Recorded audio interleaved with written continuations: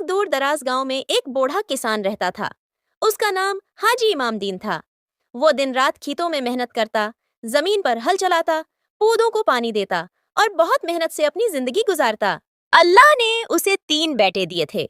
سلیم سب سے بڑا، تھوڑا غصے والا کلیم۔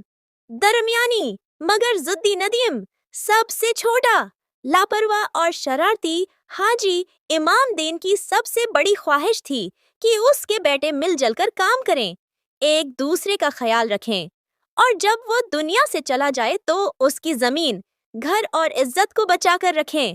لیکن افسوس، تینوں بیٹے ہر وقت آپس میں لڑتے رہتے تھے، کبھی پانی پر جھگڑا، کبھی زمین کے حصے پر، کبھی کسی گائے یا بیل کے لیے۔ گھر کا سکون برباد تھا۔ حاجی صاحب بار بار سمجھاتے، لیکن ان پر کوئی اثر نہ ہوتا۔ کئی سال گزر گئے، حاجی امام دین بوڑھے اور کمزور ہو گئے۔ ایک دن وہ سخت بیمار ہو گئے۔ انہیں محسوس ہوا کہ اب ان کا وقت قریب ہے۔ انہوں نے اپنے تینوں بیٹوں کو پاس بلایا۔ بیٹے پریشان ہو گئے کیونکہ باپ کی حالت کمزور نظر آ رہی تھی۔ حاجی امام دین نے بڑی نرمی سے کہا، بیٹو، میں ساری زندگی تمہارے لیے جیتا رہا۔ اب میں ایک چھوٹا سا تجربہ کرنا چاہتا ہوں، یا تم میرے لیے کچھ کرو گے؟ جی ابا جی، جو کہیں گے وہ کریں گے۔ کسان نے نوکر سے کہا کہ وہ 3 مضبوط لکڑیوں کے ڈنڈے لائے۔ لکڑیاں لا کر دی گئیں۔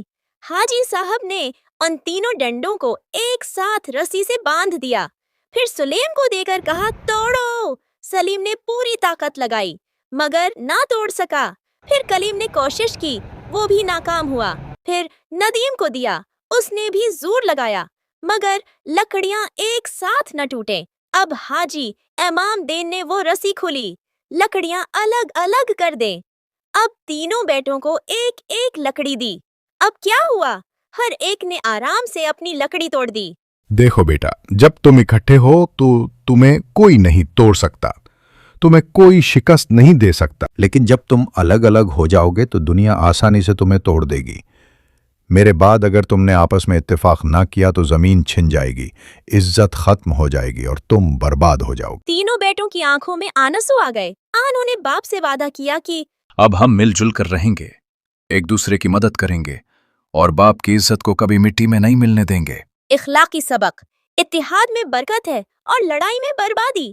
ایک ساتھ رہنے والے کبھی نہیں ہارتے۔